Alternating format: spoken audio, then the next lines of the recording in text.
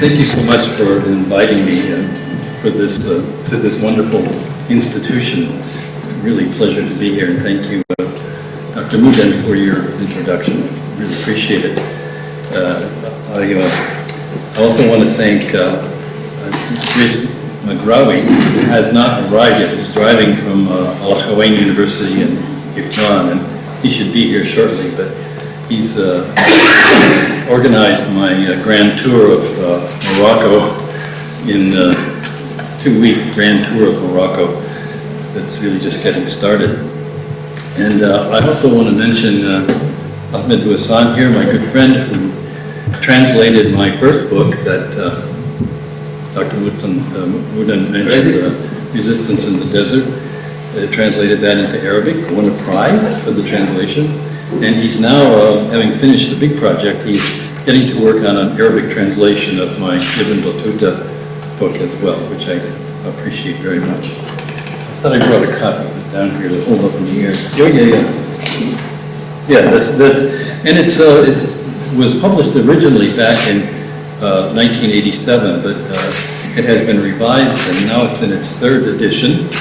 Maybe there'll be a 4th, I don't know.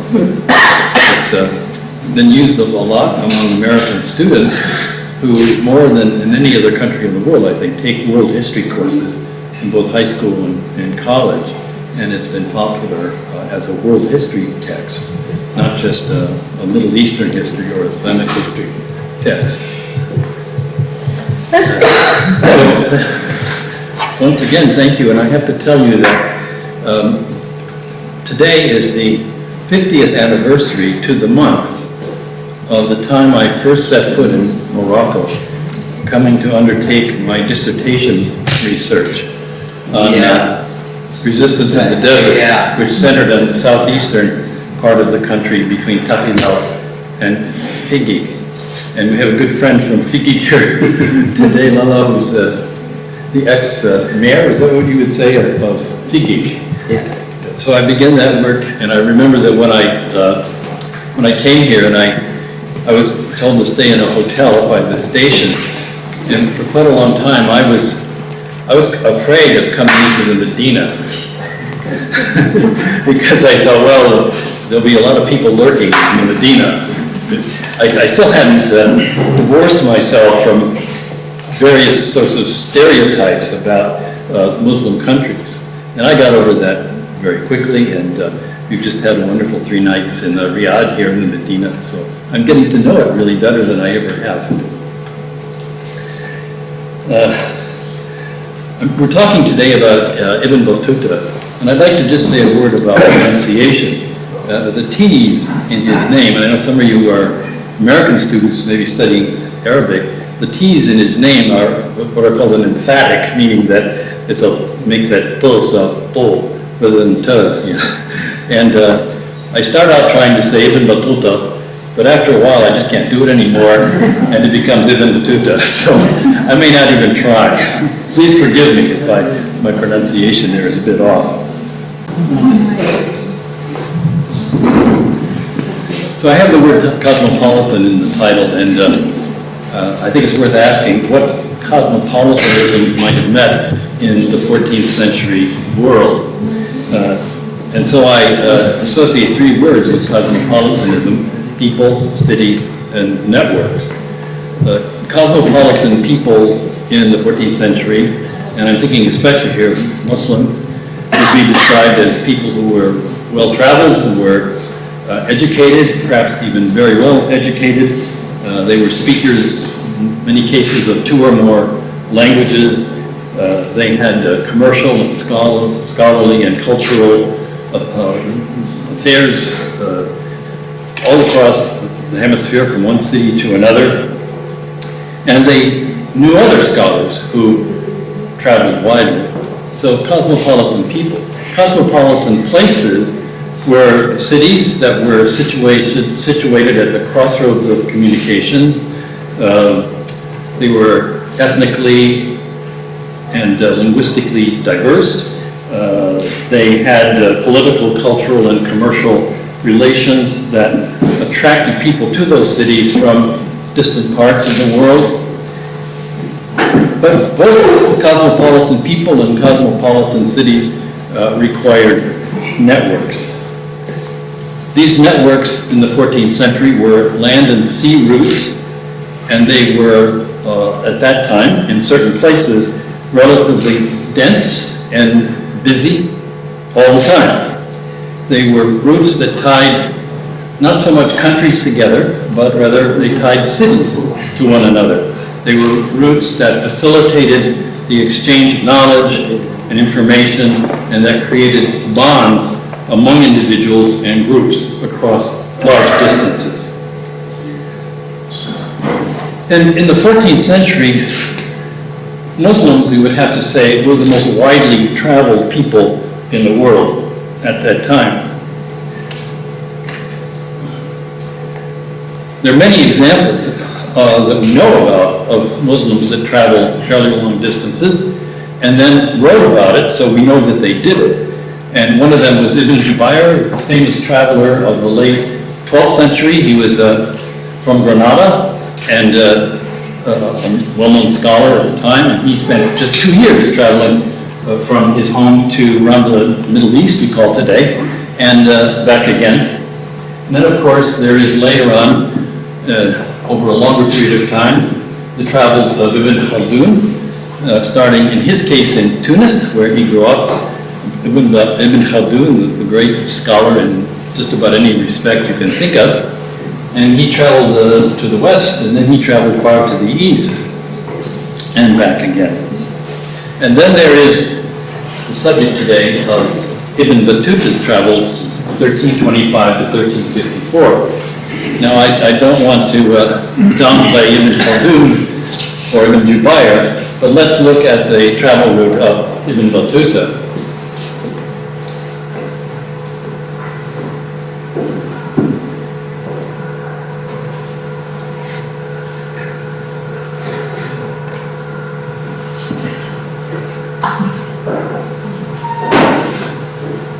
Simplified, of course.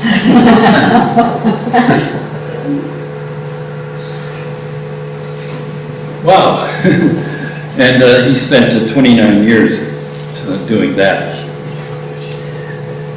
Now, one of the aspects of Ibn Battuta has to do with people that he met.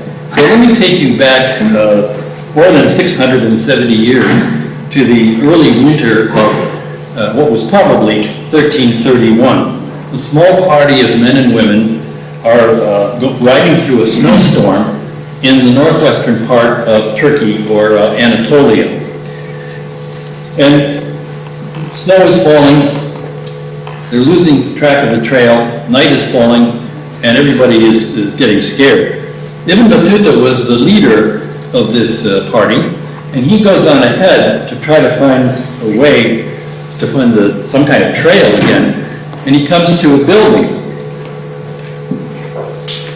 So he goes into this building, and there's someone who comes to the door, and he explains to them what the problem is, and nobody can understand what he's saying because they don't speak Arabic. He doesn't speak or understand Turkish, and he finds out, he understands clearly enough that he's in a Sufi lodge. There's a bunch of Sufi brethren who live in this building, and are trying to understand him. And then, all of a sudden, a man comes along who speaks Arabic. And Ibn Battuta says to him, you know, you speak Arabic, and I think I know you. Now here he is, several thousand miles from his homeland in Morocco, in the Anatolian wilderness in a snowstorm, and he runs into somebody he knows. How likely is that? You wouldn't think very likely at all. But this man understands quickly what he is saying, and they send out a rescue party, and they bring in the friends, and everybody survives in the warmth of this Sufi lodge. Well, Ibn Battuta himself might not be as surprised as you would think to meet an acquaintance in Anatolia. In fact, one of the more interesting facts of his travels over such a long period of time, through about the equivalent of 40 modern countries, I have estimated, is that he was always running into people he knew in Mecca, in North India, in Bengal, in China, in the African Sahara. I keep my slides going. There he is, still going through the snowstorm. When he was in Fuzhou, on the southern coast of China, he met a man named al-Bushri.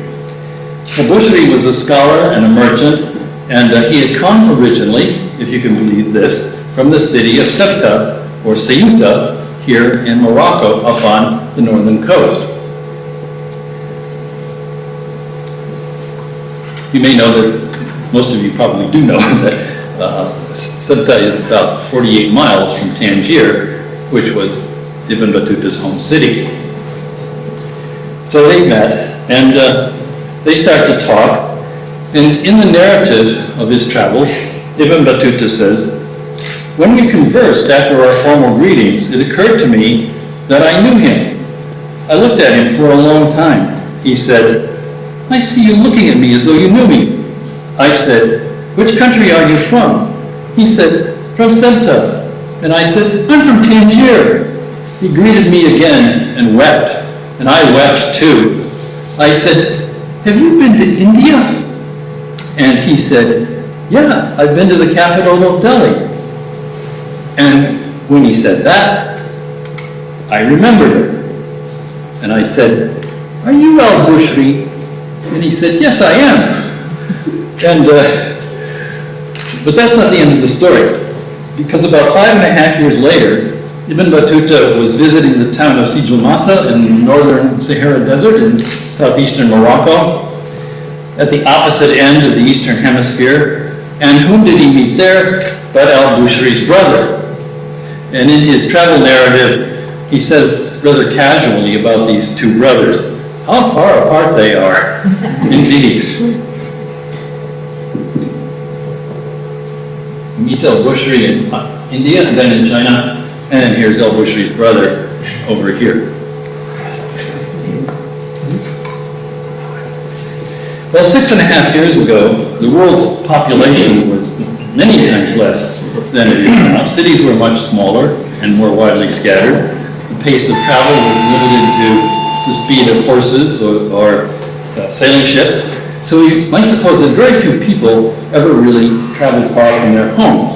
And I suppose you'd have to say that's true of the great majority.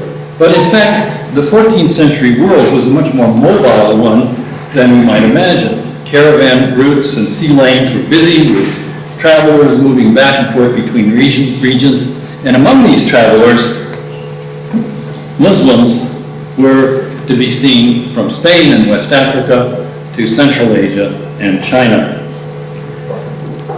So in my view, Ibn Battuta's Book of Travels, which has a long flowery title, but is called simply the Rihla, which means an account of travels, shows more dramatically than any other single document of that era the territorial range and cosmopolitanism of Islam as a civilization in that medieval era, if I can use that term. He traveled, by my estimation, more than 73,000 miles, but he was almost always moving between one Muslim community and another. And in those cities and towns, he almost always found people with whom he shared not only religion, but also language, social values, cultural understandings, and expectations, whatever the origin or color of these people. Okay, so who was this man who traveled so far? His full name was Abu Abdallah Muhammad ibn Abdullah ibn Muhammad ibn Ibrahim al-Wati Tanji ibn Battuta. So the al-Wati signifies Berber ancestry, Wata, confederation, and Tanji signifies that he came from the city of Tangier. We have no evidence that he spoke a Berber language, and in fact I think he can be described in terms of his speech, his dress, his everyday culture, a city-dwelling Arab gentleman. We know that he came from a family of jurists, and it's clear that in Tangier he received a good basic education in the religious subjects, various religious subjects, and in law, Sharia law. Can I get some water? Can I have one? Oh, they're down there. Sorry. That little... Oh, thanks.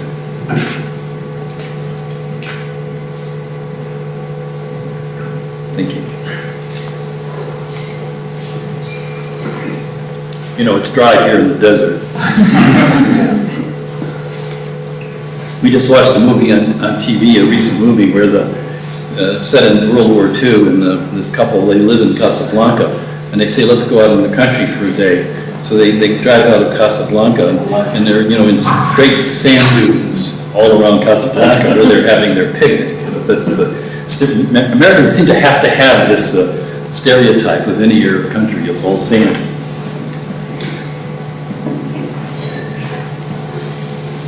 So he left home in the Hijra year 725 or 1325 at the age of 20 in order to make the pilgrimage to Mecca. This was a long journey, but for a young legal scholar, not a particularly strange one to undertake, especially a young legal scholar who had ambitions. Why didn't he go to Mecca and then just come back home again, as many sensible people would have done? I think we can identify 5 interrelated motives for his heroic travels. And I'm just listing them here. Well, there's the city of Tangier. He would have lived up on a hill somewhere in the old part of the city, we don't know where. To perform the Hajj, to advance his education, to visit Sufi lodges, to seek employment, to visit places, just because he hadn't been there yet. But before we get into motives, I should mention that in the course of his travels, a lot of things happened to him besides being lost in the Anatolian winter. He sat in audience with 4 different Mongol monarchs. He was nearly executed by the Sultan of Delhi. He nearly died in the Arabian desert. He took an arrow in his shoulder in what is today Pakistan. He was captured by bandits. He was attacked by pirates in the Indian Ocean, shipwrecked off the coast of Ceylon, took part in a seaborne invasion of Singapore, what is now Goa. Maybe it's called something else now, but it was formerly Goa. And he suffered from serious illnesses, including malaria, I'm pretty sure, several times. So, considering these events, we have to ask what sort of world this was that would permit a Moroccan to travel so far and yet survive, sometimes with almost no money in his purse at all. And we know clearly that he might easily not have survived, and we would not have the Rihla today. In considering this world, I'd like you to think about the Eastern Hemisphere in a way that you might not have done. This is working, but the bottom fell off.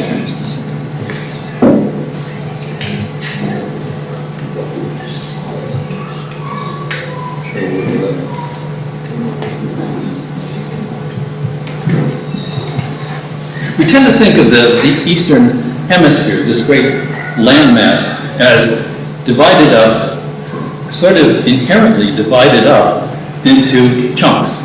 Continents, Africa, Europe, Asia, regions, East Asia, the Middle East, Europe, Africa, and more recently in history, national states. Well, that's okay, but let's try to think of it differently. Let's try to think of Afro-Eurasia as a single place, very big place, but as a kind of supercontinent. Since I started teaching world history many years ago, I developed this idea of thinking of the world in terms of these very large scales. Afro-Eurasia as a place in which people interacted across very long distances. And I got this idea initially from the great Islamic scholar Marshall G.S. Hodgson, who talks about Afro-Eurasia in his The Venture of Islam. He thought it was an important concept as well. Well, why do we think it is? It's simply the idea that many important events in history have taken place on large scales. That is, on scales that cut across those common divisions. And the problem is if we start our study not by posing a problem historically and then going wherever we need to go to address the problem, we start by dividing the world up into chunks. I've seen textbooks in the United States, for example, where it comes to the Mongol Empire in a second, where the Mongol Empire is studied as a subtopic of the history of China, because there was no way for these textbooks to articulate the idea of an Afro-Eurasian intercommunicating zone. But there are just many topics other than the Mongol Empire that are like that and require these large scales, not necessarily scales that involve the whole landmass of Afro-Eurasia, but that involve large parts of it.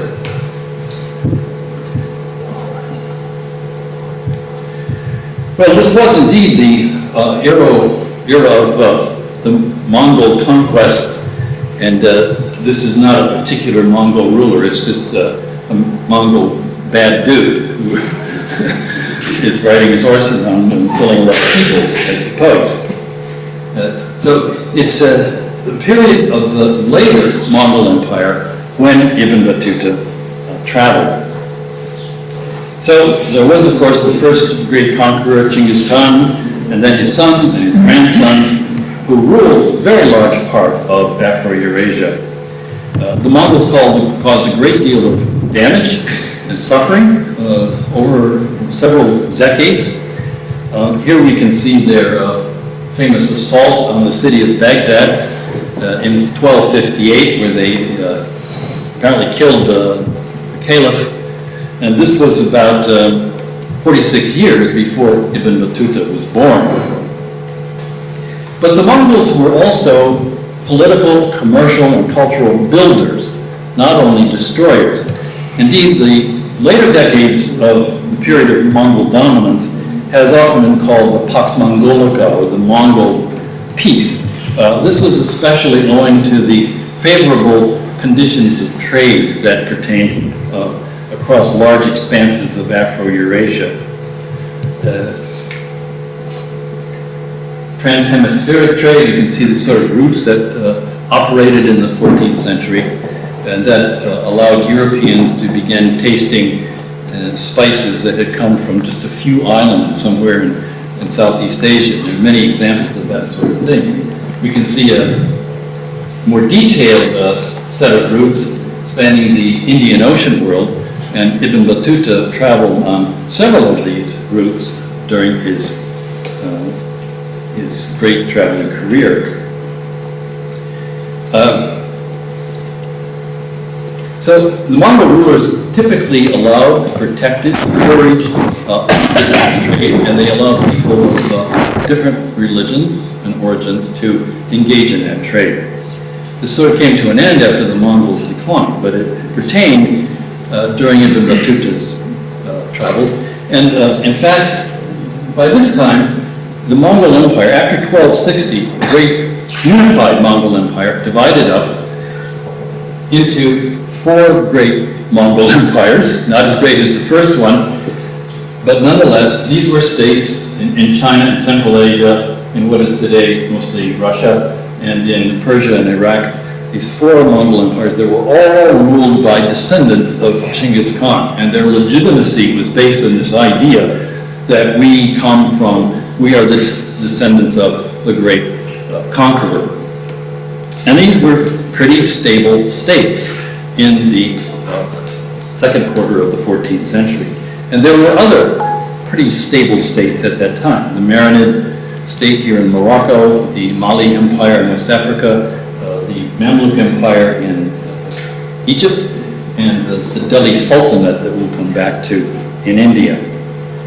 So my main point here is that the second quarter of the 14th century was not a bad time for a young and adventurous Muslim scholar to make a long trip. It's a pretty good time to try it.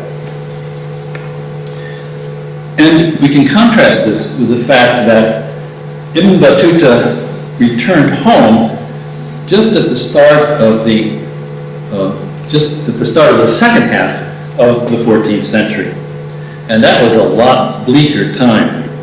He just missed being infected by the Black Death when he was coming through the Middle East. And there was not only Black Death, but there were recurring plagues, one after another. Empires were collapsing, cities were shrinking, trade was declining. It was a less cosmopolitan time, to be sure. And I think if Ibn Battuta had been born, say, a quarter century later than he was, it's possible he would have just hunkered down in Tangier and not gone anywhere, because it would not have been a good idea. So, coming back to motives again, why did he travel? Well, the first motive and his initial trip was inspired by his desire to make the Hajj, the holy pilgrimage to Arabia. But in the course of his journeys, he probably did that about 5 times. And there are hints that it might have been even 6. So Mecca was really sort of the hub of his travels, not Tangier. And you can see here in this map that his routes are converging on Mecca. He's always, most of his travels, he's either leaving Mecca or he's coming back to Mecca. Maybe he even made the Hajj later in life after he wrote his book, and we don't know about it. We can't be sure. He also traveled as a seeker of knowledge and a member of the social class known as the ulama, or the people of learning, to define it very broadly. He identified himself as an educated gentleman.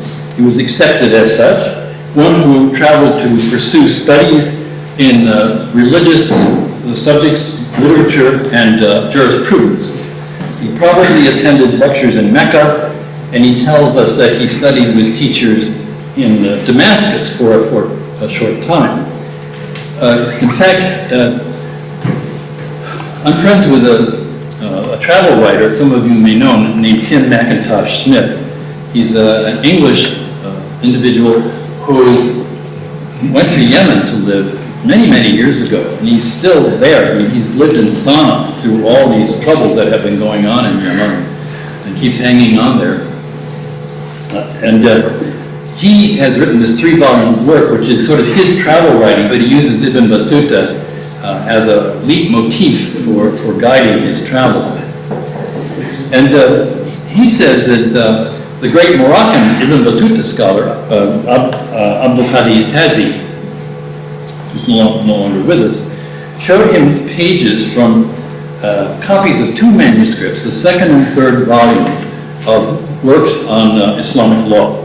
And on these pages, the last pages of the two volumes are colophons. Colophons, if you don't know, are statements of who did the copying, when they did it, and where they did it. And now I've forgotten the word you told me, colophon in Arabic. In Arabic, Nasi, who copied the manuscript. Yeah. Okay. And Tazi had no doubts whatsoever that Ibn Battuta is the author of both colophons and the copier of these manuscripts because of the name and the date. So he spent some time in Damascus doing, some important scholarly work of copying these manuscripts, which was an important thing to do. They're dated to the Hijra year 727 or 1326, and that reinforces the claim he makes in Mavilla that he was indeed in Damascus in that year, 1326. But he doesn't say much else about his studies in Damascus, and in fact, we have to admit that on the whole, the Rilla offers very little evidence of Ibn Battuta doing any studying, cracking books. Doesn't ever say much about that. We know that he spent a lot of time with the ulama class. We see here people who would appear something like him in terms of their dress.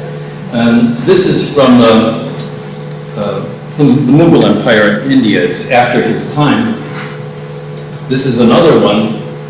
I won't explain where this one comes from. It's not very entirely clear, but Here's members of the ulama class joined together in the library studying, and you can imagine him hanging out with people like this all the time. He spent a lot of time visiting colleges or madrasas, that is, centers of learning that specialize in the religious sciences and the law. So he names a lot of scholars who he met in these colleges in the Rihla, but he seems never to have wanted to stay in one for very long. He was soon off on the road again. This is an example of, no, I'm up to Sufis here.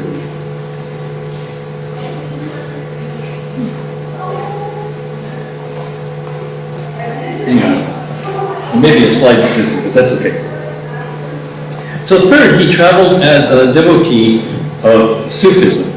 That is the mystical dimension of Islam, the dimension that emphasizes the individual's inner quest to know God, the mystical tradition, which is found, of course, also in Christianity and Judaism. And as most of you know here, Sufi practice, Sufi orders were growing at a fast clip in Morocco, all across North Africa, in the 14th century. And Ibn Battuta became very interested in Sufi learning and the Sufi tradition, Sufi practice. So he journeyed to many different Sufi lodges, specifically to visit a saintly master in order to partake of the barakah, or the quality of divine grace that the saint might bestow on pious Muslims like him. He mentions one particular Sufi center where he went and he was really enjoying the quiet life there, and he says, I think I really like to stay here the rest of my life. And then he says, well, maybe not. And he's back on the road again, going somewhere else. This is a Sufi lodge in Cairo, and he visited several of them when he was there. And this is also from the Mughal Empire of Sufis engaging in dance and ecstatic exercises. His fourth motive, he traveled to gain employment and generous rewards in the service of Muslim rulers. And this is often forgotten. We think of him as just moving around from place to place with nothing in mind. But he did have something in mind, and it turns out to have been getting some good employment.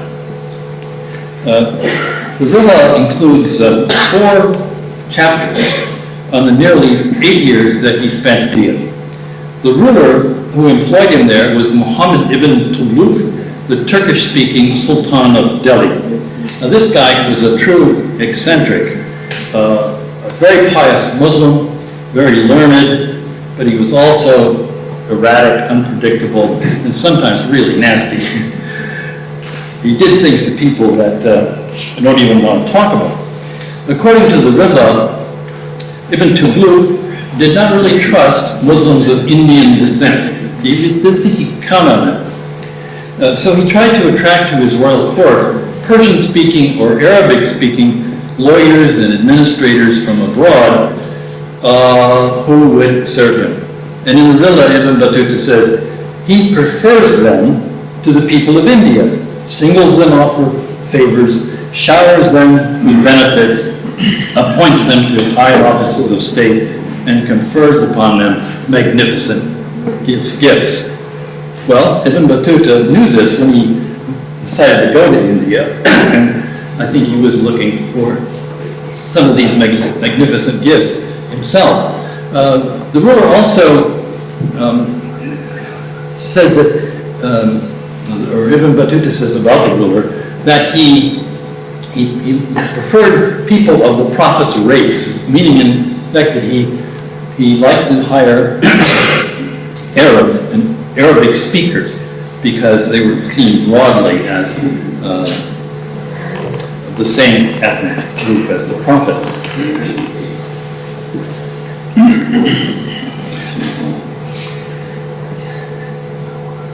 So we think that really quite early in his career, he had in mind to go to India.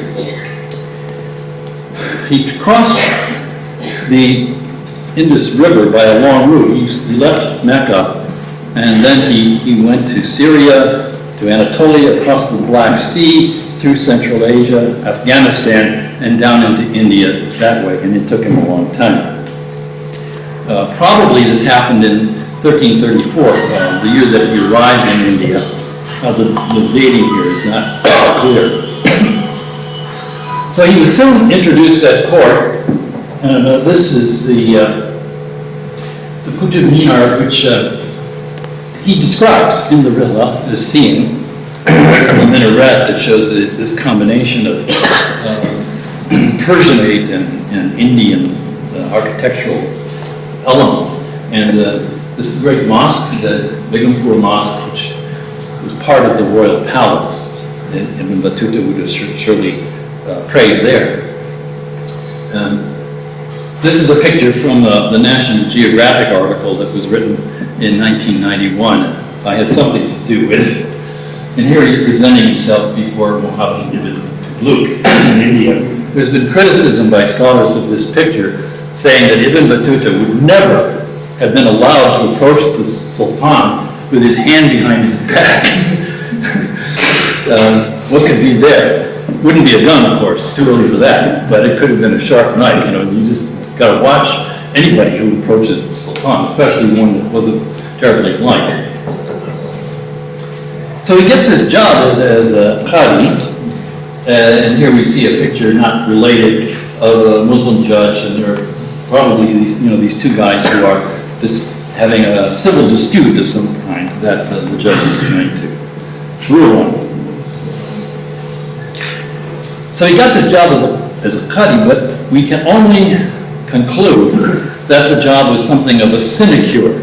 In other words, he didn't do much work. He was not, for example, fluent in Persian. We have no evidence that he was, even though that was the language of the bureaucracy and the law courts in the Delhi Sultanate. He was a scholar of the Maliki school of Islamic jurisprudence, one of the four major schools of jurisprudence, but was practiced in Morocco, it still is. But in India, they practiced the Hanafi school of Islamic law, which he didn't have any experience with. And finally, he admits that he had Persian-speaking assistants who apparently performed most of his duties for him. Now, he just told them what to do. Later, he served as the administrator of the royal tomb complex of a predecessor of Ibn Tughluq. This tomb no longer exists, or I would have a picture of it. This was a big job. He seems to have done really quite well. At least he tells us that he did a good job. It employed, he says, 460 people, and it had a big soup kitchen to serve the poor and so on. Well, in these two jobs, he got very rich for a time. He was paid very well, but then he fell out of favor with Muhammad ibn Tughluq, as people often did, and that was because he unwisely associated with a known dissident. He was even arrested and held prisoner in the palace for a time, and he thought, oh my God, he might be tortured and executed, for example, being cut in half or thrown into a pit with unfriendly elephants that had swords attached to their tusks, or being strapped to a catapult and being flung over the city walls. And he tells us in the Rihla, when he was under arrest, the day on which they began to guard me was a Friday, and God Most High inspired me to recite his words, sufficient for us is God and excellent the protector. I recited them that day 33,000 times and passed the night in the audience hall. I fasted 5 days on end, reciting the Quran from cover to cover each day and tasting nothing but water. Well, God answered his prayers because he was finally released. Not only did the Sultan forgive him, but appointed him in 1341 as the religious leader of a diplomatic mission to the Mongol Emperor of China. Now, there's a long and exciting story here about what happened to that mission, but I'll just say that it never reached its destination. most of the ships assigned to it went down in a storm off the port of what was then known as Calicut on the southern coast of India. When that happened, he decided not to go back to Delhi to report this to the Sultan. These ships were loaded with goods for the Mongol ruler of China, and it was all gone, and the crew was lost, and everybody else on the ships. The thing is, he survived the calamity because at the time that this storm came up, he was still on shore in Calicut making arrangements for a concubine to share accommodations with him. And I think he must have thought that if he returned to Delhi, the Sultan might ask him, while you were leading this expedition, why didn't you go down on the ships, as you should have? And, an honest answer, I was getting a room for my concubine, might have displeased the Sultan, to say the least. But after the collapse of this expedition, Ibn Battuta went on his own initiative to the Maldive Islands. These atolls to the southwest of India that are an independent state today. Maybe not for long, because this is one of the early states slated to be totally subsumed by climate change. The sea is already creeping up on the Maldive Islands. So he decided to go there on his own, and he doesn't say why he went, but it was another region where Islam had been established not very long before that. The queen there, like the Sultan of Delhi, welcomed foreign scholars to come who could lend prestige to this little monarchy. And when the chief minister, her prime minister, you might say, the queen, found out that Ibn Battuta was visiting and that he had been a judicial officer in Delhi, he literally forced Ibn Battuta to take the post of chief Qadi. Apparently the job was open. Ibn Battuta at first resisted, I don't want this job, but once he took it, he really warmed to the task, got busy, and he was zealous in enforcing the sacred law. One thing he tried to do was to oblige women of the islands to dress more modestly, the way he thought respectable Muslim women should dress. And he tells us that's the central mosque in Mali today. It's not an ancient one. Anyway, he said in the Rilla, their women folk do not cover their heads, not even on one side. Most of them wear only one apron from the navel to the ground, the rest of their bodies being uncovered. When I was studying there, I tried to put an end to this practice and ordered them to wear clothes, but I met with no success. No woman was admitted to my presence in a lawsuit unless her body was covered, but apart from that, I was unable to affect anything. So he tried to reform the Maldivians, but he didn't get very far. But also in the Maldives, he played the part of the frontier adventurer more audaciously than he had ever done before.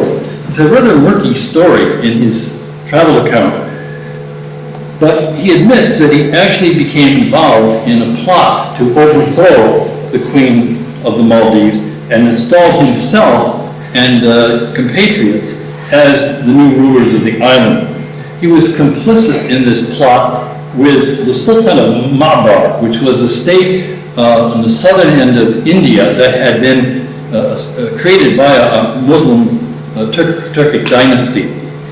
And also he was a brother-in-law of the ruler there, because Ibn Battuta had been married to a woman in Delhi, and that woman's sister was married to the Sultan of Malabar. So they had this family connection there.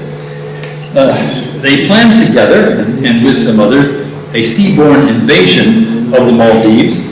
But for a number of reasons, the scheme never came to anything. Won't go into that. Nevertheless, it shows to what extent Ibn Battuta was a man of political action. We don't want to think of him just as a humble scholar wandering around. And coming back to the last motive for his travels, we have to admit that he appears to have journeyed to some places just because they were there. For example, he traveled down the east coast of Africa, south of the equator, across the equator to the city of Kilwa, which was a very important commercial port on the coast of Africa. But he never says why he went there or what he was expecting to achieve. Except that there was a ship that was going that way, so he got on and they took off for East Africa. Also, even though his official mission to China fell apart, he decided to go there anyway, apparently just as a Muslim tourist. There are huge problems with the Rihla regarding this part of the travels. There's big problems with the text, and it has raised questions among scholars. Did he really go there, or did he not go there, or did he go to just some of the places that he says he went to, but not all of them? And that's really still under debate. I've been inclined to accept that he went to the southern coast of India, to a few, of China, to a few cities, but not really further than that. And of course, it's there at Huzhou on the south coast of India that he had claimed to have met al-Bushri. Well, I couldn't resist including a shot here that I took a few years ago. I don't have any shots of mosques that Ibn Battuta would have seen, and he did not go to the city of Xi'an, but this is the great central mosque in the city of Xi'an today, and it's an absolutely beautiful structure. And there were Muslims living in Xi'an from a very early period of the Islamic era.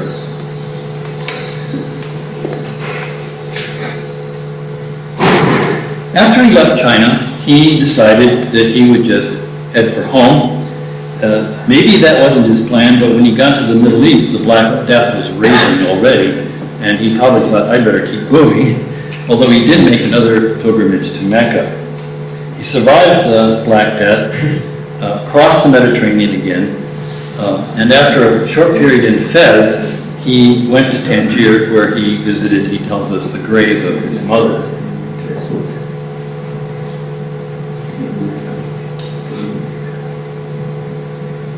Stop. Can you just try to...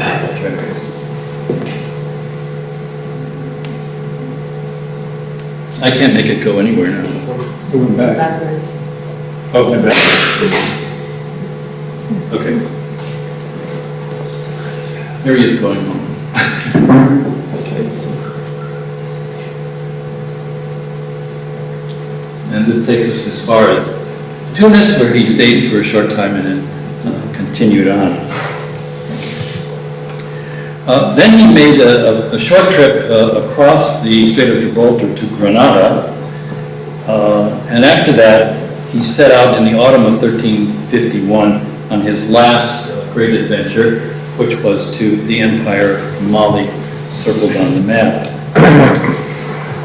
He crossed the High Atlas and went down the Ziz, the river Ziz, and that leads into Tafilalt. Many of you have been there, and came to Sijil Masa. Now these ruins are not from the 14th century; they're from much later on. But he saw the city, and he stayed there for some months. Met al-Bushri's brother, getting ready to join a caravan that would take him across the desert to Mali. He remained in Mali, visited Timbuktu, Gao, several other cities, and he might have been thinking about finding employment again, this time with Sultan Mansa Suleiman, but he didn't think very highly of the way he was treated there. He didn't feel like they were treating him as an important enough person.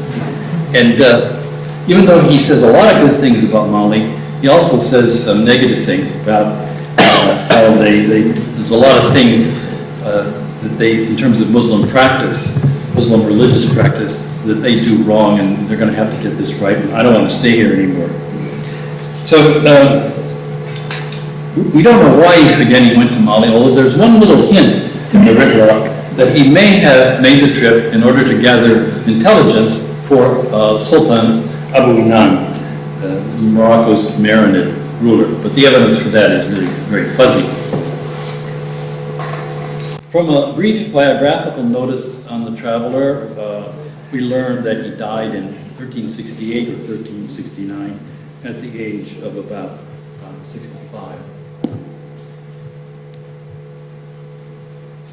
Al-Balkhi was another scholar who wrote about him very briefly, saying that he died while holding the office of Qadi in some town or other. Didn't actually know where he was. Now there's this tomb in Tangier. Has anybody been to this tomb in the audience? Yeah. Yeah. Well, by legend, Ibn Battuta is in there, but there's no inscription. There are serious doubts about that. It might be some member of the Ibn Battuta family. We don't know. But when I went there, I just cried because I was visiting the tomb of my great hero. Well, as we know, the Rilla circulated among educated people in North Africa and eventually in West Africa and as far east as Egypt, at least, by early modern times. In the 1850s, two French scholars found copies of the manuscript in Algeria, several copies, and two of them that may have been really complete copies. They prepared a printed Arabic text, and that with a translation in French. So if you've ever seen this book, it was published by the United Nations some time ago, UNESCO. It has the Arabic on the top and the French underneath. This is going to ring again. So. Yeah, this is my phone, sorry. And it was from that point, that the mid-19th century, when this text became widely available, that Ibn Battuta began to gain his worldwide reputation. Well, there's more history there, but the Rilla has since been published in many languages, including English, Spanish, Turkish, Persian. As a last point, I would like to situate Ibn Battuta's travels in the context of what I would call Afro-Eurasian history. In the 14th century, Muslims were all over the place, and we have to wonder why they were. John Voll, some of you may know, is a professor emeritus from Georgetown University, has written an article in which he suggests that the Dar al-Islam, that is the land where Muslims predominated, or at least where Muslim elites ruled, that the Dar al-Islam may be described as what he would call a world system. Not a Wallerstein world system, but another kind, a world system of cultural and social communication. It was a dynamic network of human interchange that had great significance for most parts of Eurasia in the pre-modern centuries. Voll sees this world system in terms of a set of symbols, practices, rules, patterns of expectation, patterns of daily behavior that Muslims shared. And through this shared discourse, as it were, Muslims exchanged ideas, did business, cooperated in a huge variety of ways across long distances. Muslim merchants moved incessantly from region to region, really carrying the greater part of the hemisphere's long-distance trade. Muslims also traveled, of course, to make the Hajj in large numbers, and in the role of diplomats, imperial messengers, Sufis, cultured scholars in search of books and famous teachers, and so on. And Jews and Christians regularly participated in this network as well. It's what Marshall Hodgson would call the Islamicate network of interchange. In other words, Islam was not only a religion, is not only a religion, but, and it's even not only great literature, great art, great buildings, it was also, it is,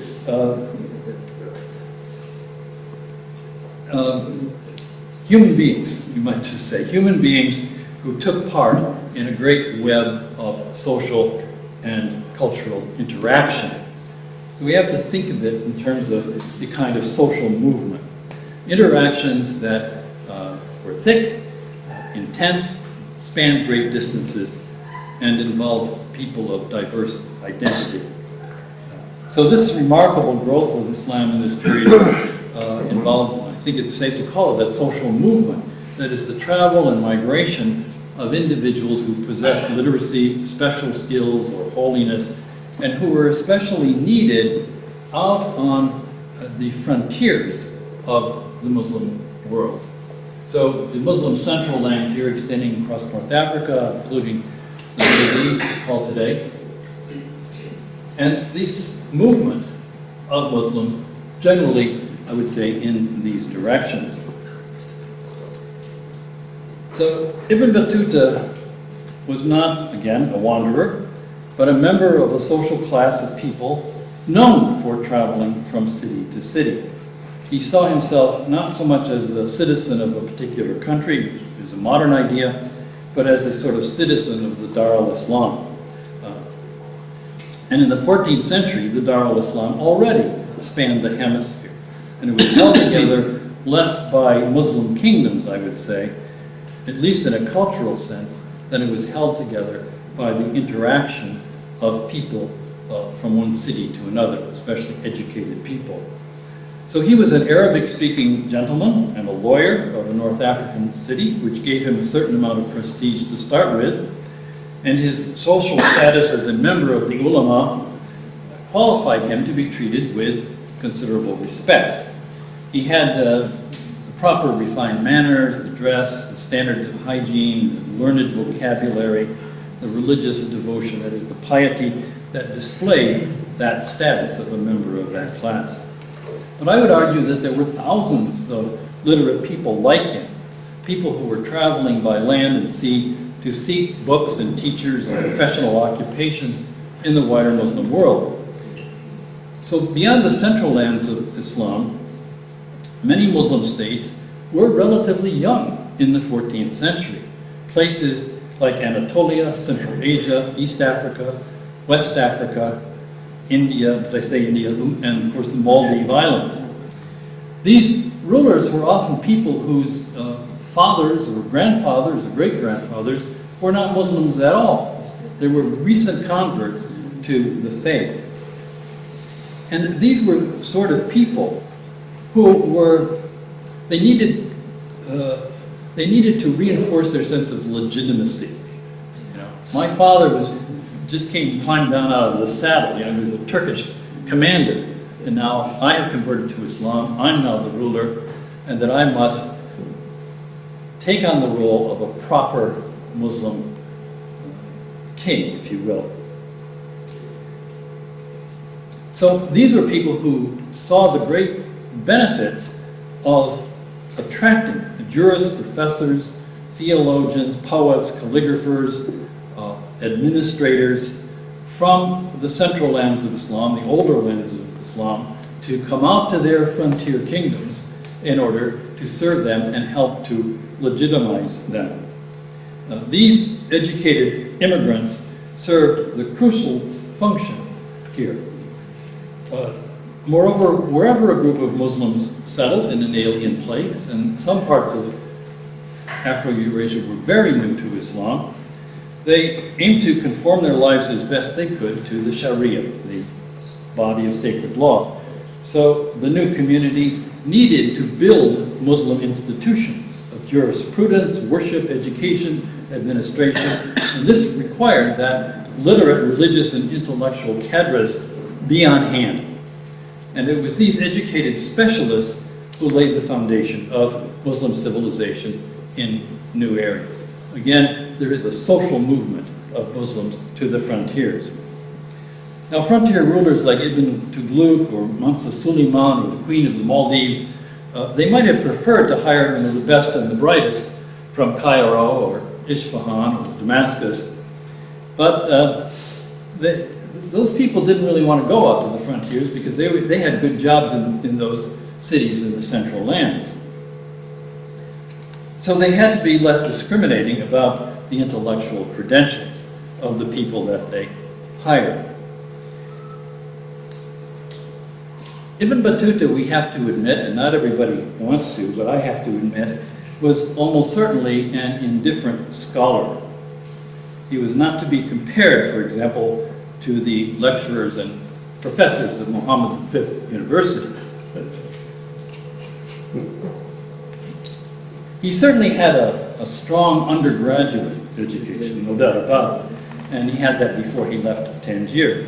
On the other hand, there was really no evidence that he was a scholar of unusual attainment. His narrative offers no evidence that he ever undertook the long years required to master a corpus of law books, religious texts, and so on. And we have some very brief comments about Ibn Battuta's learning from Ibn Khaldun and from a collection of biographies of notables published in the 15th century. And the assessment of his scholarship here is not enthusiastic.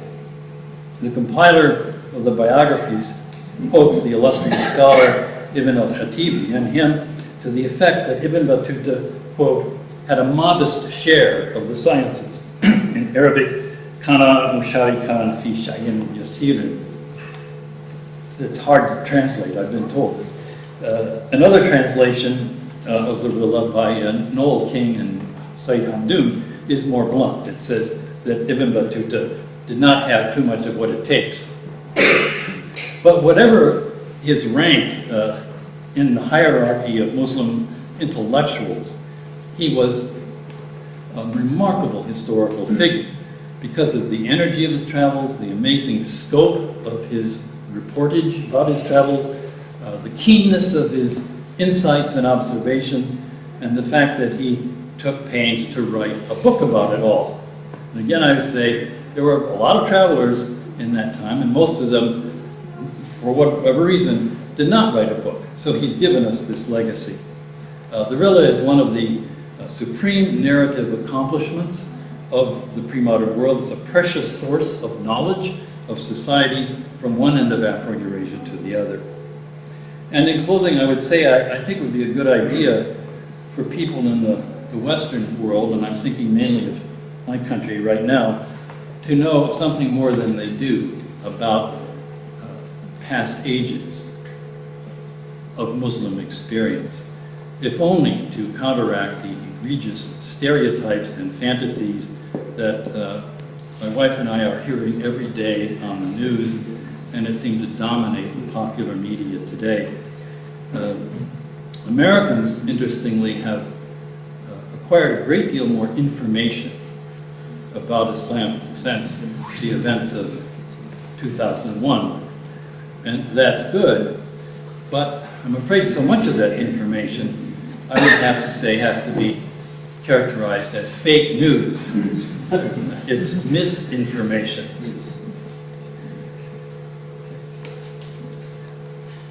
Well, Ibn Battuta was a man of cosmopolitan values, and I think he would have been appalled at the narrow sectarianism and know-nothingism, whether expressed by Christians or Muslims or Hindus, that we see in the world today. And the people that spread so much misinformation should read Ibn Battuta and learn what a humane cosmopolitanism really looks like. I want to say in closing that there are big questions that I have not addressed at all here, and I'm sure you don't want me to go on any longer. One of them is, what is really the historical value of the Rilla to us today? And another is the question, which may be on your mind, of why should we believe anything he says? Did he just stay home and make all this stuff up? Some of you may know John Mandeville, pseudonym for a traveler of about that same period, who made up pretty much everything he wrote. Well, I haven't given you a critical exegesis of the Rilla, and I'm sure you don't want that. Thirdly, is my own career and how I got interested in Ibn Battuta, and why I should try to write such a book, since I was really not a scholar of medieval Islam when I did it. But these are questions you might have in your mind, and I'm happy to answer any questions if we have any time. I've lost complete track of that. Thank you so much.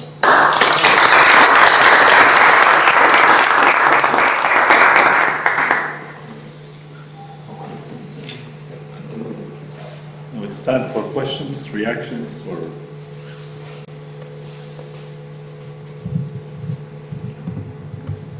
Yeah. I want to ask you why exactly you are interested in Ibn Battuta's travels. How did I get interested Yes. in them? Yeah, well, that's an easy question because as Uncle Hay said, I graduated from college in history and French and decided to pursue graduate studies at the University of Wisconsin in what was then the really only existing world history program of graduate education in the United States. And part of that involved focusing on two different regions, and the ones I picked were Africa in general and the Islamic world, or they defined it pretty much as the North Africa and the Middle East. And so I started an Arabic program, and in the second year of our Arabic study, we read Ibn Battuta, his journey to Mali and back, and translated it into English, and bit by bit. So that's how I learned about it. But anybody who studied African history, I mean then or today, you learn about Ibn Battuta right away, if your studies include the pre-1500 period. So as you all know, he's not somebody I discovered out the idea to write this book, but it came out not of studies of Africa or even North Africa, it really came out of studies of world history. Because I thought Ibn Battuta illustrated the unity, if you will, of interconnections across the whole span of the Eastern Hemisphere. And I thought, who better than Ibn Battuta can demonstrate this, at least for the 14th century. And that was why I started it. And I had doubts, of course, because I was not trained in the Arabic literature of medieval period at all. And I'm going to make a fool of myself because scholars of that era are not going to take me seriously. But then I thought if I was a scholar, steeped in the medieval texts, I would never even think of writing the book that I did, because I wanted to write a book for a broad audience, and I wanted to write it in a narrative form. I didn't want to write a book about the text. I wanted to write a book about the man. And that would be someday would attract some interest of turning it into a Hollywood movie. And that process has been underway actually for the last 10 years, but it's not moving along very fast. And maybe I should omit the word Hollywood, because it's not particularly what I have in mind. But that it would be a narrative study. And so the book is used a lot in world history classes, as well as in the Islamic history classes today. It continues to be used. I'm happy for that. Yeah. Thank you for your lovely lecture. I'm wondering, I have a small question. When the Western discovered Ibn Battuta? 19th century? Yeah. The West. Yeah, well, there were the The first time it was bits and translated pieces. into European languages. There were, partial texts that circulated around, and there were texts existing in Cairo, and I can't think of the guy's name, the scholar who, he was an English scholar in Cairo, and he picked up, it was the 1820s, a text and translated it into English, which attracted some attention. So, but not very much. And then it was these, they were priests, French priests who were in Algeria, French Algeria, and they found these copies in a Sufi center in Algeria, and they brought them home, and they're the ones who were able to do a printed text, and with variant readings. In other words, the text is not clear here and there, so they have alternative readings of particular bits of text. And then they did this French translation with it. So it's from there that the interest begins to grow in the Western world. My following question, when Ibn Battuta became a source for historian, European paintings?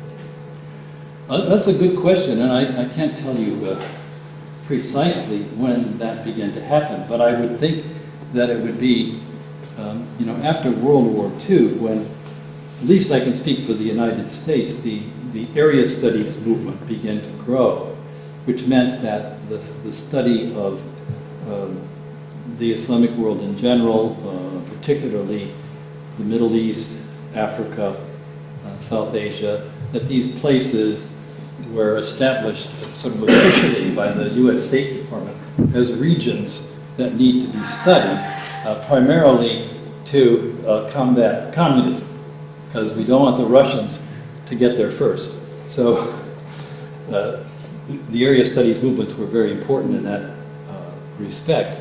And I think that once those programs started up, like the one at Wisconsin, and then other places, that the study of the text began to take place. Although I owed a great debt in writing my book to the philological tradition of Orientalism, of people who wrote very detailed articles about one bit of Ibn Battuta's travels or another, but they would really get into the text and discuss issues of the chronology, of the itinerary, what he meant by this, what he meant by that.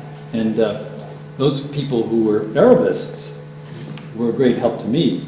So that's a kind of an early Orientalist tradition of studying Ibn Battuta. But I would say the modern one really starts after World War II, when Ibn Battuta is put in the context of world history, or at least of area history.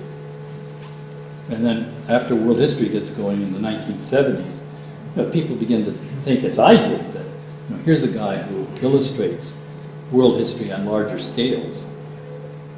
Can we consider you as a pioneer in this? As a what? Pioneer. A pioneer? Me? No.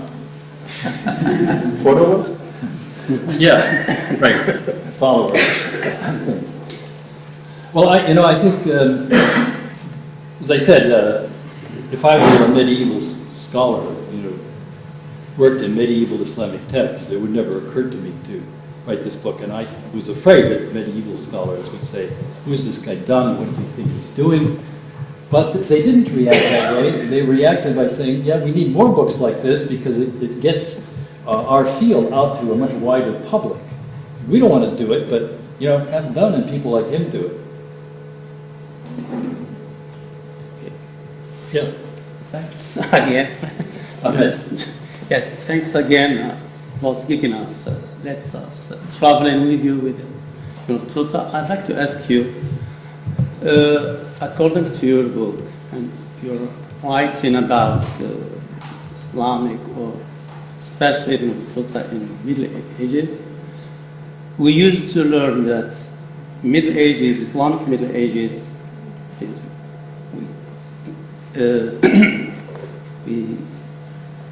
we usually teach students, whether here or in Europe, in the States, that Middle Ages, Islamic Middle Ages was dark ages. Do we have to rethink this idea about this periodization of this period was dark? And when we see like Ibn Battuta and what he has done in this period, do we have to rethink what we have about periodization of history, Islamic history, etc.? Yeah, so this idea of the decline of Islam after like 1000 AD. Well, it's interesting that people talk about the decline of Islam after 1000 AD, when in fact Islam was acquiring hundreds of thousands of converts all across the hemisphere every year, probably, during that period. People who found Islam to be a very satisfying way of life, a moral compass and spiritual compass for them. And it was growing very fast. But I think more than that, the Orientalist tradition is one that has worked well with the Western civilization tradition. We call Western Civ, the course that's been taught in the United States for a long time, and which posits this idea that there was a Muslim golden age, in which there was extraordinary advancements in science and medicine and so on. But that stopped, and Islam then declined. Well, this is, I think, it's a device to prepare the way for the idea that Muslims were doing a good job, great job, advancing world society, but then they stopped, and they couldn't do anything more, and so the ball was shifted to the West, to Europe, and Europeans who were more intellectually ambitious, even capable, picked up the ball and ran with it, and created the modern world. So that idea of the rise of the West requires a thesis of the decline of everybody else. They have to go together. And I think that idea has been pretty well exploded by scholars over the years. If you look at high school textbooks, they still talk about the Muslim Golden Age, and I wish they wouldn't. I mean, you can call it a great period of achievement, but there were others that followed. I wrote a world history text that was completed a couple of years ago, and we tried to set the Renaissance in a wider world context, and saying that in the 15th and 16th centuries, there were developments in Europe, the Renaissance in particular, that were important and that showed great creativity. But there were creative developments going on, there were renaissances going on in other places. Really are smarter than other people, and that's why we built this great civilization, and they never really quite had what it takes, as Ibn Khatib said about Ibn Battuta's scholarship. So I don't think Islam declined, and there's lots of things that have been said. For example, about learning, that there's this idea that the madrasas became dogmatic, and you could say that maybe a lot of them did, but they were restricting their studies to the religious sciences and to jurisprudence particularly. But that doesn't mean that outside of those institutions, the traditions of the study of mathematics and medicine and astronomy did not keep going. And we have plenty of texts to show that it kept going. It just wasn't in the particular context of this visible college institution. Now, maybe I'm wrong about this, and some people can challenge it, but that's the way I've approached my teaching of world history. Why I ask you this question? Because recently there's many books in the States that talks about this subject. One book is about Islamic Republic of letters in Middle Ages. Yeah. He mentioned your book and the way of spread of Islam and cultural Islam. That sounds good. Yeah, this is now that I think it's in the state on many books about this. And this one professor at Columbia University has written a book about Islamic Republic of letters in Middle Ages, and he mentioned some of your ideas and your books. And is it some kind of rethinking history, Islamic history? Because now we have an idea about Islam and what is happening, and this Islam that we condemn, etc., etc. We have another Islam that is the origin. He was like, as you mentioned and you described. Now I think there is some kind of comparative history, rethinking our periodization of Islamic history. That's why I asked this question, because I worked in this book, many books, the States especially. Oh, I mean, I think the rethinking of this is going on on pace. It doesn't have much political support yet, especially in states and in the federal government, where they really don't want to change the narrative. But in the schools, it's happening. And in fact, I find middle and high school teachers, pre-collegiate teachers, ready to embrace these new ideas about world history. more so than professors do in the universities. So I've really devoted much of my career to trying to advance this, this new view. Yes? Well, I realize this may be outside your comfort zone as a historian. What are your thoughts on the Ibn Battuta shopping mall in Dubai? Do you know? Yeah, I've in Dubai. I was in Dubai just before that opened up, so I wish I had been able to go there. And I've written to a bookstore there and asked them why aren't they carrying my book in the Ibn Battuta Mall. And maybe they are now, but I haven't been there. If anybody goes to Dubai, let me know. I don't know, the more he's known to the wider world, that's great. I think it's fine. So I have no objections to the Ibn Battuta Mall. Why don't you change the name of the mega mall here in Rabat? Ibn Battuta Mall. It won't sell. The mega mall sells better. Yeah. Well, that's a good point. It's going to sell. Yeah, I think you had to handle. Thank you so much for this lecture, and thanks to CCCL for organizing this. Well, we always learn from history, right? So what do we learn from the 14th century? What do we learn from Ibn Battuta nowadays?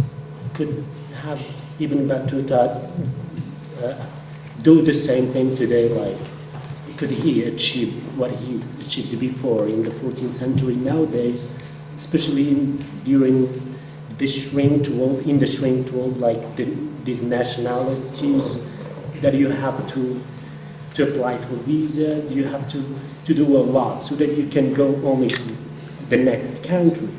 For example, sometimes I keep thinking, if I am like a traveler and I want to go to India, for example, why don't I have the right as a human being just to go from Morocco to India without applying to any visa and just get a bag and just cross on my, just hike like that? Why don't we have that right?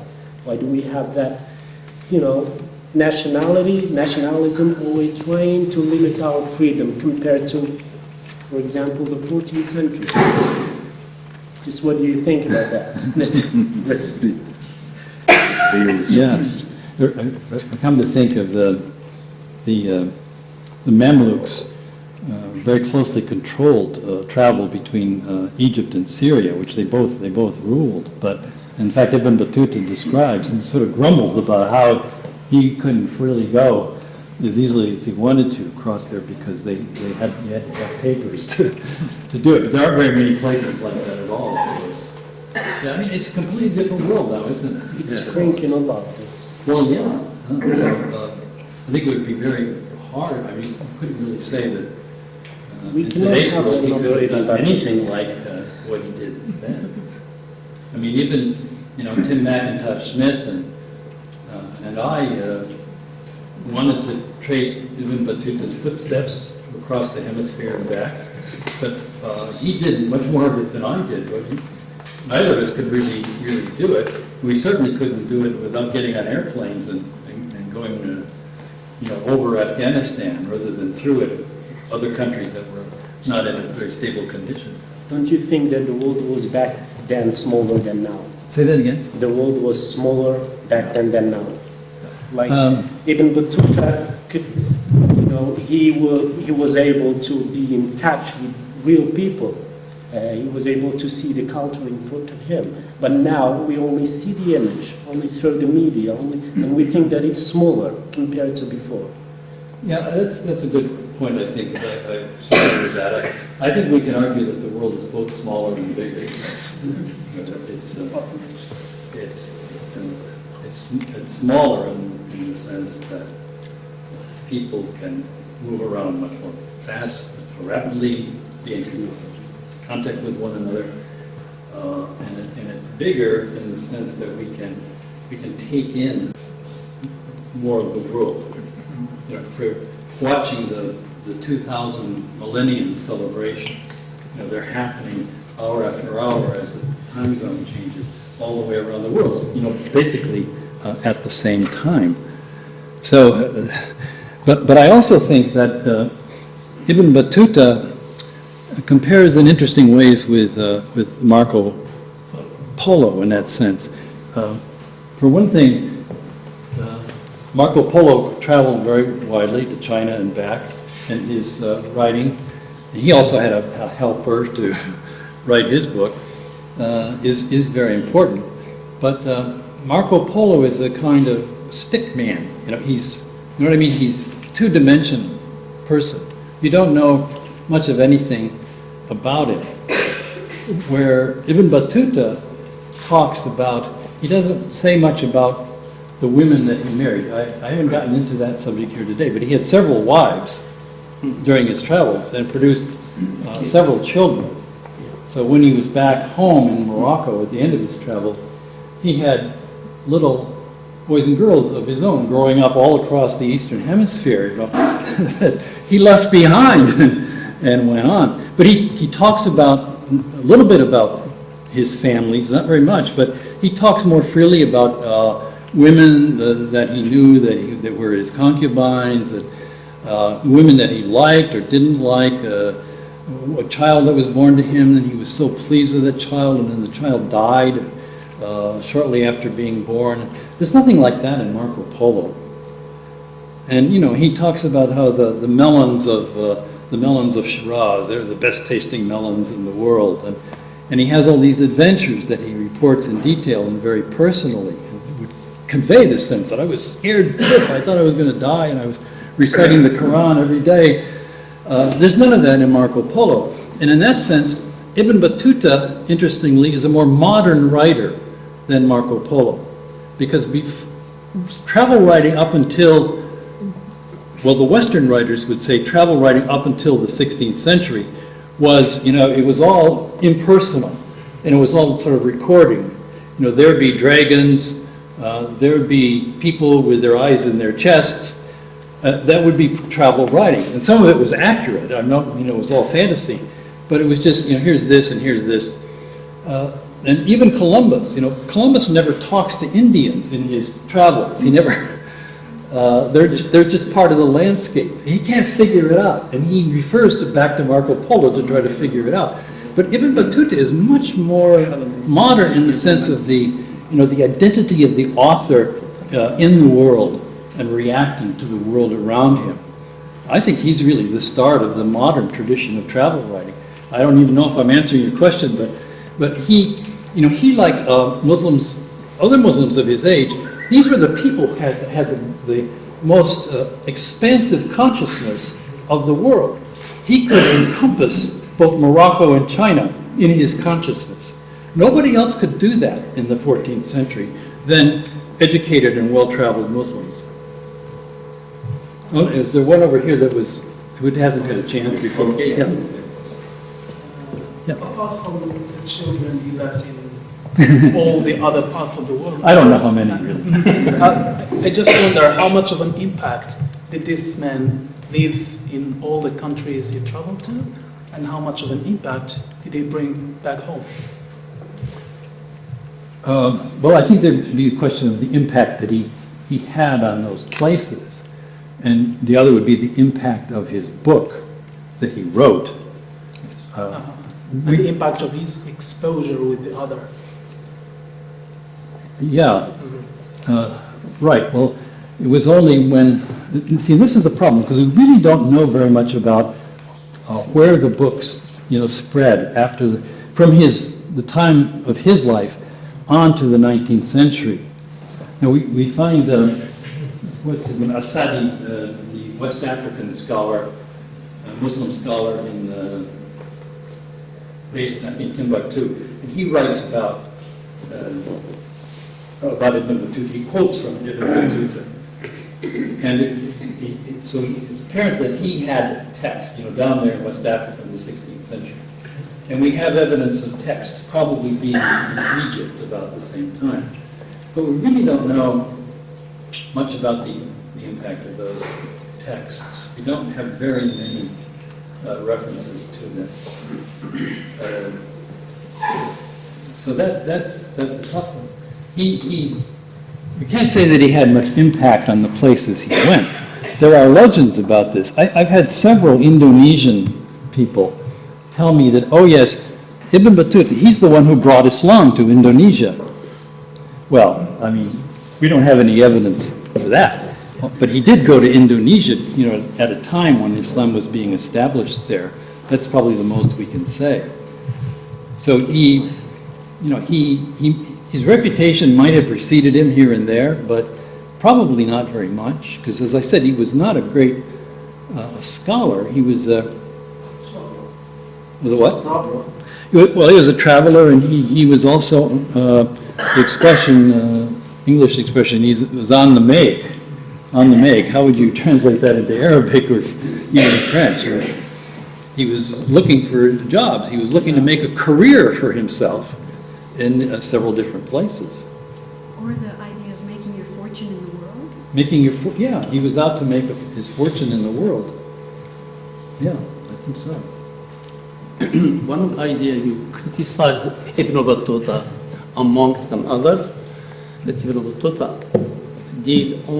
was dealing only with rulers. What? Ibn Battuta was dealing only with rulers and high classes. Yeah. You criticize this idea of Ibn Battuta. Do you think he could achieve his travel without dealing with these people? Without staying with and circulating among the elites? Yeah. No, I don't think so. Yeah. I mean, he depended on, when he started out, he didn't have any money, but as a wayfarer, wayfarer, who is making the pilgrimage. Yeah. He's entitled to hospitality, to zakat, to donations as he's traveling. And he got those, and he would always find a bed in a college or in a Sufi lodge. People of greater means who liked him would give him some coins, and so he sort of struggled along. It was only when he went to Anatolia, which was an interesting place in the 14th century, because the whole western half of Anatolia, modern Turkey, was divided up into Turkic principalities, small Turkic states. And these were among the people who were trying to attract foreign scholars to serve them. So he went from one to the other, and he was collecting sacks of gold and robes of honor and slave girls and slave boys. And by the time he left Anatolia across the Black Sea, he had this retinue of people who were with him. And they sort of come and go, and you really don't know. They sort of appear and then disappear in the Rihla. He had an Egyptian friend who, I can't think of his name now, but this Egyptian friend was with him through much of the travels. And he talks about him. He's always sort of there in the shadows, and we don't even know quite when he stopped traveling with him. But anyway, that's not really the point. The point is that he, as he went along, he was able to take advantage of his position as an alim, a learned man, just because he had the style, and he may have been a very good talker. I think he was. He could bring intelligence from where he was last, and you go to another ruler and say, "Hey, what's happening back there? You just came from there. Tell me what's happening." And he would report. I think he probably did that a lot and was rewarded for that. Why he didn't write his? We have time for one more question. Oh, okay. You have one too. Even if he said that he was a good talker, he knows only Arabic, of course, but Arabic is not known in China, for example, or elsewhere. So he can be a good talker in Islamic lands with Arabs, but when he was outside the circle, he is stranger like Arab. I want to ask you, how did he communicate with his poor language, other languages? So, well, again, as Ahmed was saying, he traveled almost all the time within the Muslim world and within Muslims elite circles, people who could help him make his way. And wherever he went, there were Arabic speakers among the elite class. There were always. And there's some evidence that he tried to learn Persian and learned some Persian while he was in Indian, some Persian. We don't know how much. Then, of course, he left India, and when he was in the Maldive Islands, they were spoke a language related to South Indian languages, but there were people around who learned people who spoke Arabic. He could always make his way, I think, with Arabic. But and remember that in the Rilla, he's interested in reporting to the elite of Morocco. That's who he's writing the book for initially. And so what he's telling them a story of what the Muslim world is like. So when he was in India, for all that time, 8 years, there's some things, but very little in the Rilla about Hindus. And you'd think there weren't that many. You get the impression that India in the 14th century was mostly a Muslim population, and Hinduism was a minor religion. But it was really quite the other way around. But he doesn't say much about Hindu life, because that's not what the book was supposed to be about. And we can get into these issues of why he wrote what he did and did not write what he didn't. We don't have time today. I would like to leave some time for Idris Maghrawi, who finally There you go. Recently, see it come in. so I will ask him to say a few things about the session, and we thank this because thanks to him we are able to organize the session. Yeah. I would also like you to know that you have some special guests in addition to the usual crowd, your friends and those who are friends of the center. We have a group of from Bates College who didn't make all the trip all the way here just for you, but they happened to be here visiting us and they wanted to attend your session. And we're also honored by the presence of the ambassador of India, who is visiting us for the first time. And welcome. Pleasure. And I hope I didn't say anything offensive about Ibn Battuta.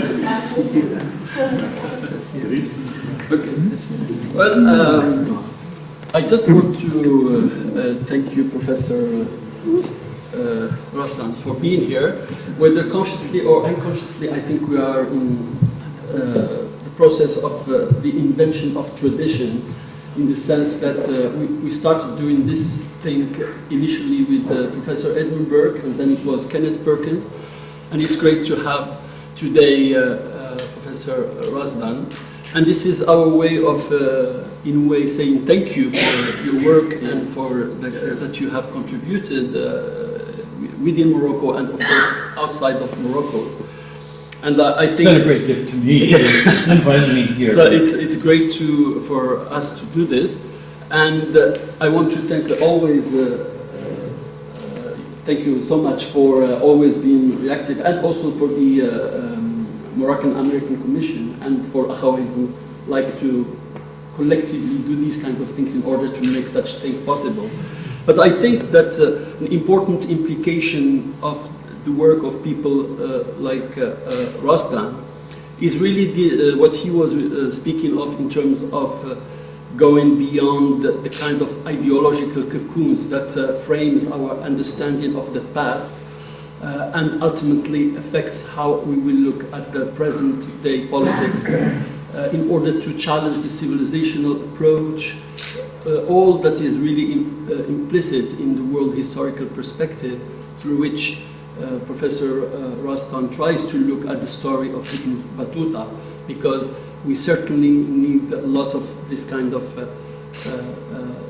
histories and these kinds of writings in order to go beyond our ideological cocoons.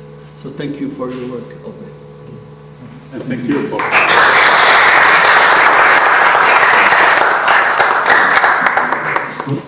Thank you very much.